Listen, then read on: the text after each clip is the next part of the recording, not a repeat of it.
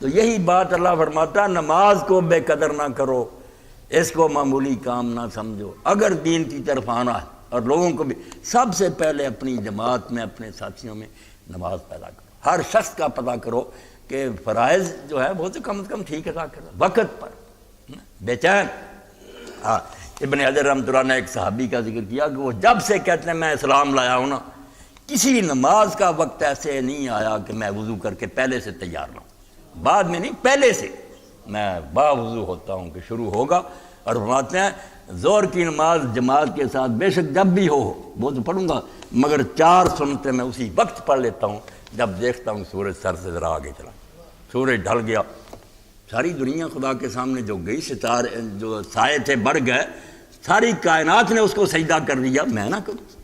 یہ ہے وہ نماز جب آ جاتی ہے نا تو پھر در کفے مسلم مثال خنجرس۔ اقبال فرماتے ہیں جو اللہ کہتا ہے برائی سے روکتی ہے، یہ ہاتھ میں ایک کلانشر کوف آ جاتی ہے، ایک ایسی تلوار قاتل و فحشاء و بغی و منکرس، بے حیائی بدکاریوں کو کاٹ کر رکھ دیتی ہے، پھر کیوں قریب آئیں گے؟ وہ نماز اس کو شرم نہیں دلائے گی، پھر تو وہ کیفیت ہو جائے گی جو امام زین العابدین رحمۃ اللہ علیہ کی علماء نے لکھی کہ جب نماز کا وقت آ وضو کرنے کے لیے اٹھتے جسم کانپتا، رنگ زرد پڑ جاتا، لوگ کہتے فرزند رسول یہ کیا حالت ہو جاتی، اور میں سوچتا ہوں کس کے سامنے جا رہا ہوں، کوئی چیز چھپی ہوئی اس سے، دل کے خیالوں کو جانتا، آنکھوں کے اشاروں کو جانتا، اب اس کے سامنے جا کر جھوٹ بولوں گا کہ میں تیری بات کر رہا ہوں، کہ ہے کہاں کہ میری بات کر رہے، کرتے اپنی من کی مرضیاں اور میرے سامنے آ کر جھوٹ بکتے ہو کہ ہم تیرے بندے ہیں، تیرے حکم مانتے ہیں۔ تو نماز کے بارے میں اللہ نے اس آیت میں کہا کہ دنیا کی اصلاح کرنا چاہتے ہو تو پہلے اپنے آپ کو ٹھیک کرو، مصلح کرو، اللہ کی کتاب کا علم حاصل کرو اور نماز ٹھیک طریقہ سے ادا کرو، پھر وہ طاقت ملے گی تمہیں کہ ساری دنیا میں اگر تمہیں للکارے تو تم نہیں گھبراؤ گے، اللہ تمہارے ساتھ۔